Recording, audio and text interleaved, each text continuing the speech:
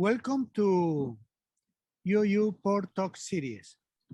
For me, this is, we were last year working in virtuality, having these lectures and even speaking about future dreams.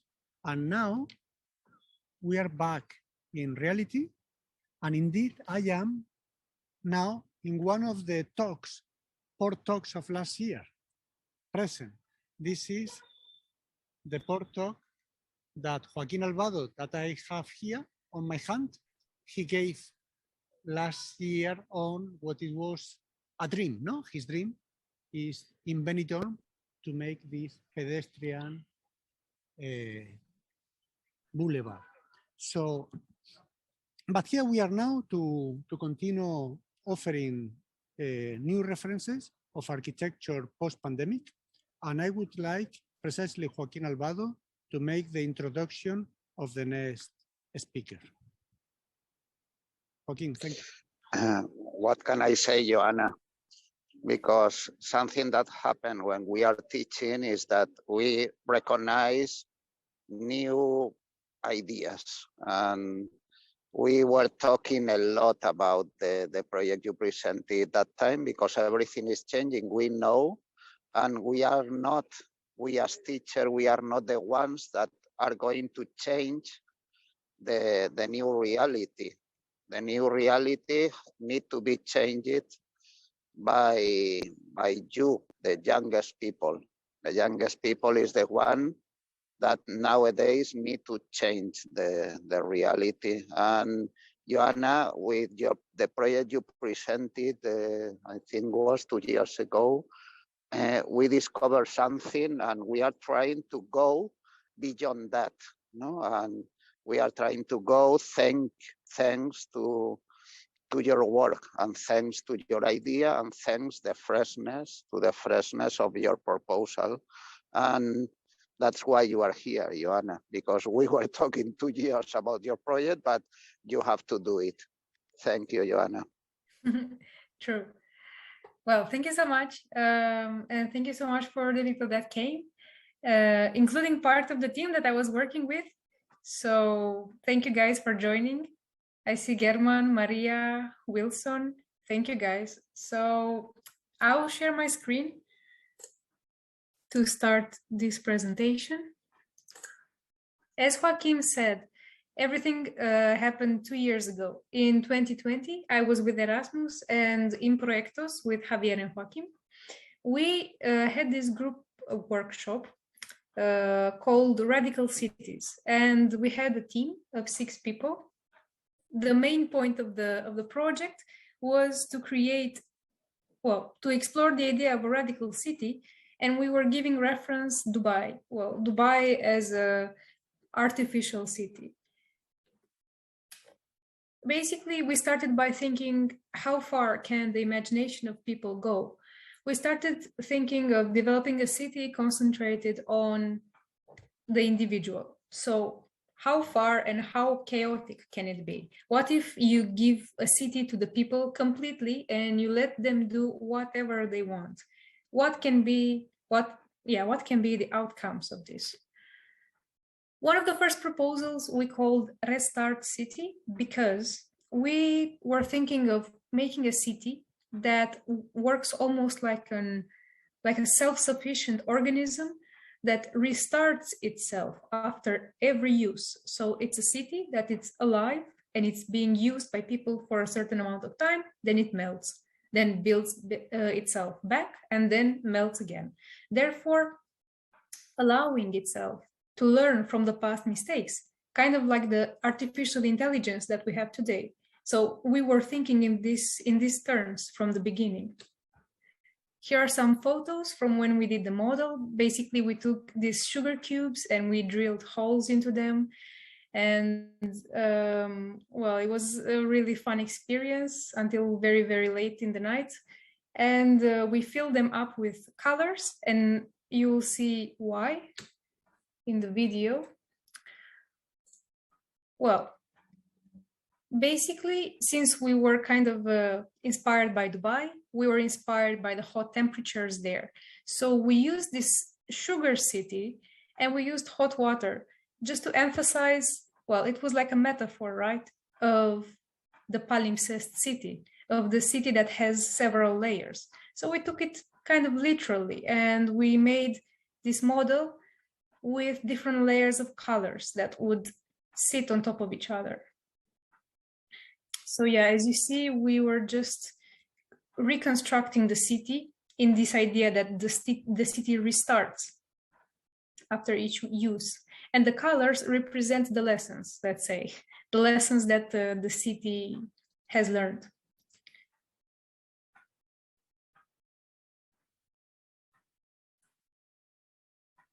So yeah, here are the results.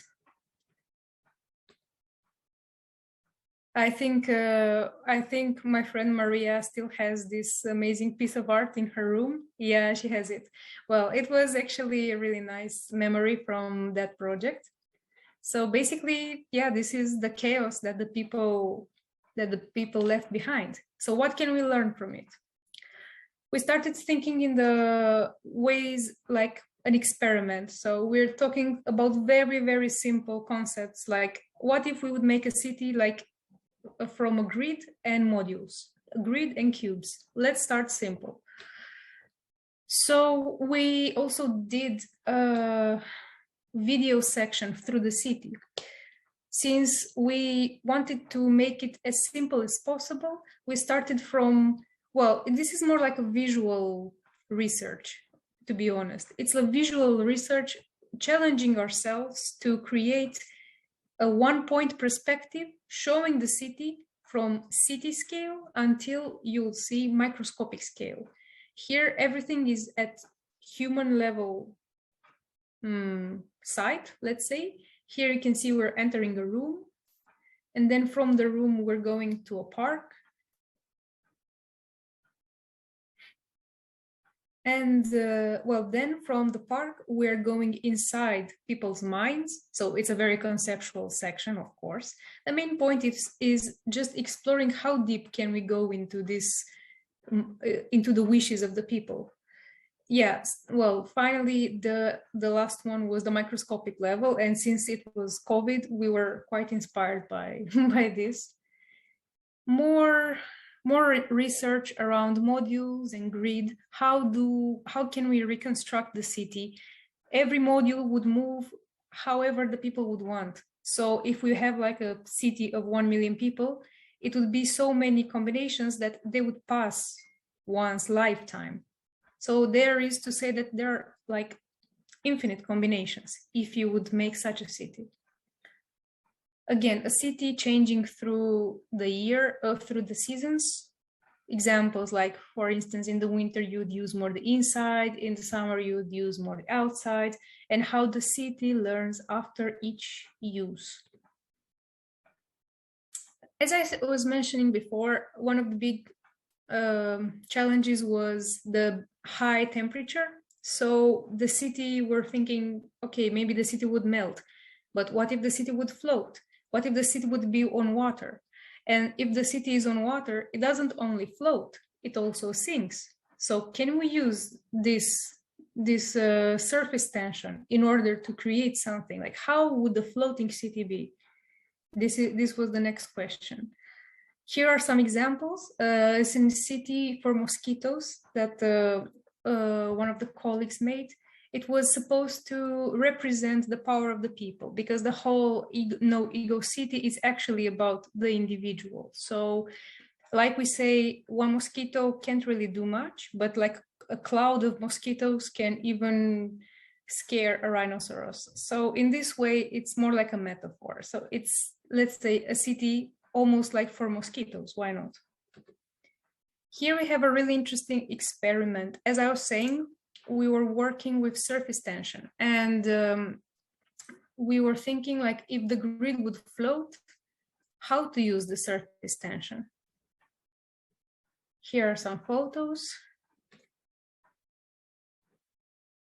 Also, not only the grid can float. Also, the modules can float. So if they float, how would they float?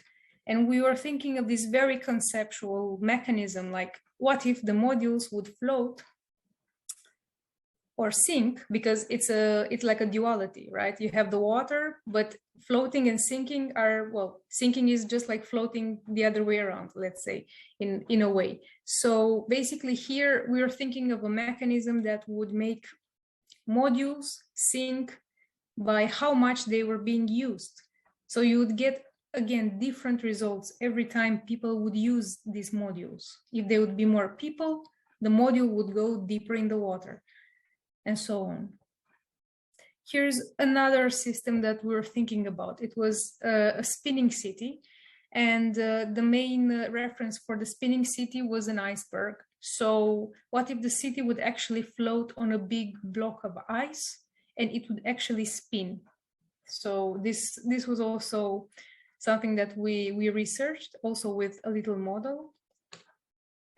Now, talking about modules. About modules and their movement. Well, I'll skip a bit. It's a very it's a very metaphorical way of saying that this city, it's almost like these neurons, like the neuron connections in your brain. We are thinking, since the city is always influenced by the people's thoughts, why not use these transmissions like movement for the modules in the city? So here you have these oil drops, like a very conceptual model to show the movement in the city, show how the link between the modules can be done. Talking about movement, we have another fun experiment.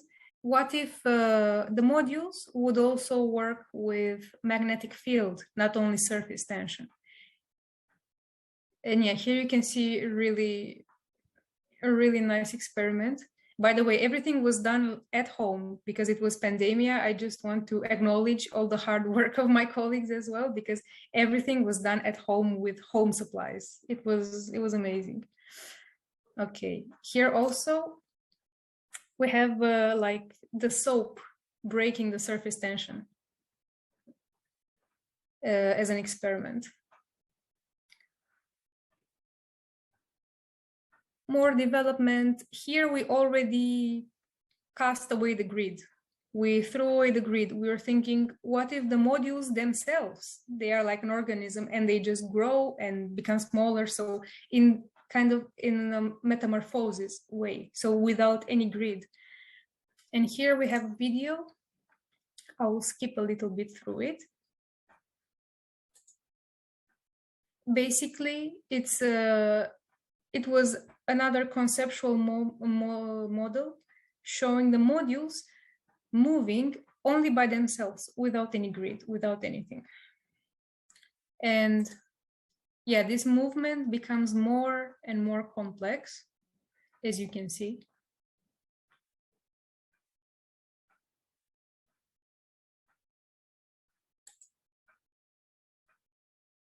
So thinking a lot in 3D already,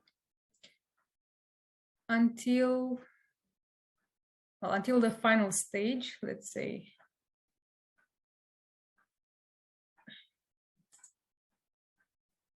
Until we have like the biggest level of complexity.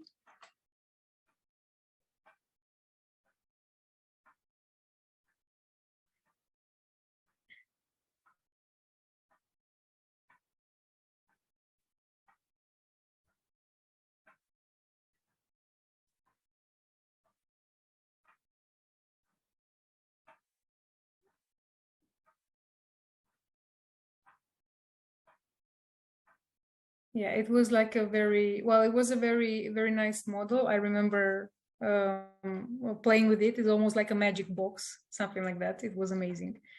Well, basically emphasizing the same ideas: metamorphosis, infinite possibilities, and yeah, movement. And this time, as I was saying, without any grid. Yeah, more in May and more in February.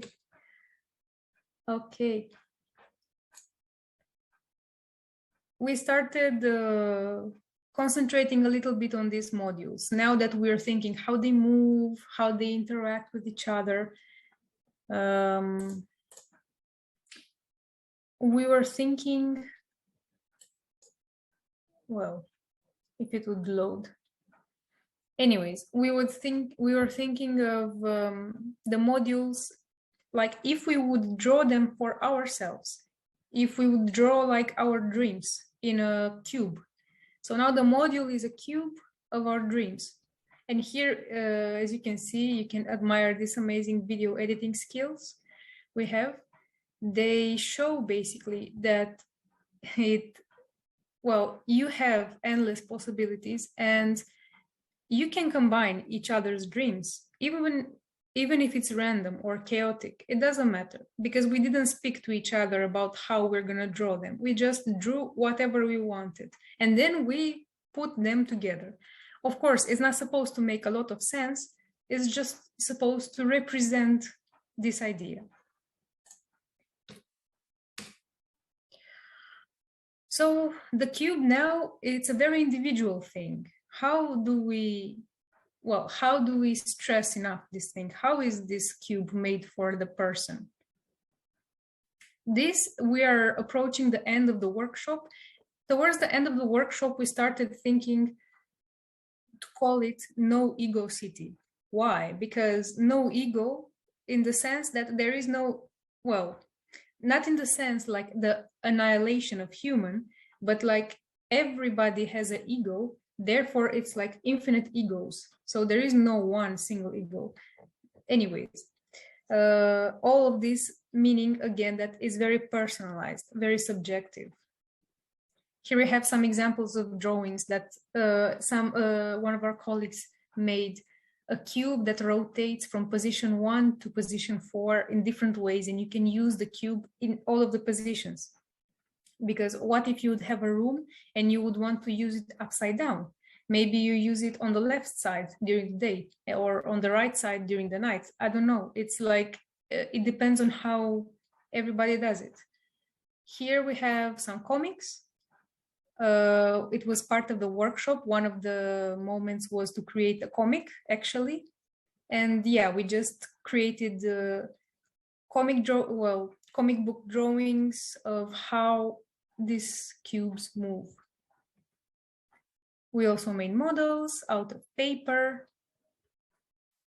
Here's a really nice one. It's a reference to the Menger sponge, to the fractal, actually, and to how you have a cube and how many faces can this cube have, and in how many ways can you use it. You can use it as stairs, you can use it as seats, as a bed, you can use it as a temple. It doesn't matter. So this model, it speaks about this fractal kind of going deeper, zooming into this fractal. Well, here is the last collection of the drawings that we made, just because we really enjoyed it, I think. And I guess just by showing this, I hope maybe to inspire people, to inspire students in this way of just letting go of all the rules and trying to think as crazy as you can. And now we're going to watch the final video, the final slideshow, which I will say a little bit in advance. When we prepared the final video, we decided to take the next step, basically. So we always were working, the 6 of us, about this no ego city, infinite possibilities, blah, blah, blah. So we are thinking to take it to the next step during pandemia. So basically, here we're going to show you a city that we built together with, tens of other people, together with people from Spain, Estonia, Romania, Ukraine, Russia. So you'll understand why.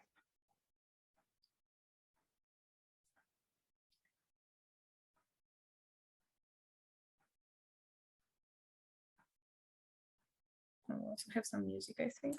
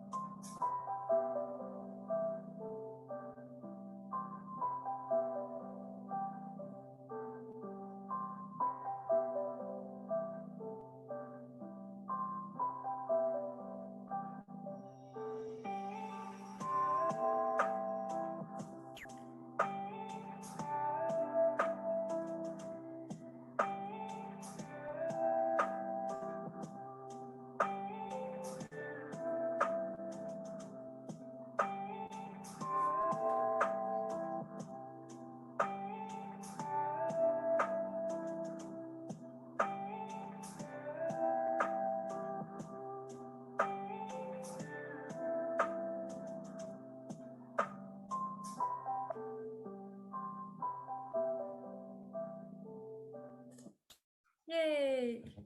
Wow. You've seen basically a city with no borders, made between several countries, made between, well, people from all over the world. So yeah, we still thank our friends that helped us make this video in pandemia to show how can you take the next step. And well, we hope to further develop this idea. And yeah, thank you for listening, and thank you for the team. Thank you, guys. Thank you. Yay! Thank you, Ioana. Thank you. When I finished architecture, I didn't have any work. And then my mother seen me at home taking part in competitions like crazy, to try to get something. She asked me, hey, Javier, why don't you start designing houses like crazy, and then you keep them, so when appears a client, you have the project already done, no? Take advantage of it. I said, no. Architecture doesn't work in that way. We work with restrictions, So first of all, I think this lecture is amazing because it was done in pandemic Spain, where we couldn't leave home. Then all these models, when somebody tell us, my computer broke, or I didn't have money to buy materials, so that, come on, you don't need anything. Lock yourself in your house and make the models, and the experiments that you have been doing. Amazing. And the second, apart of course of the quality of the project, and the new reference of architecture post-pandemic, is as well that this is a good example, as Ioana has explained, of a collaborative project. So thank you so much, non-ego Ioana, for your lecture. Thank you. Salud.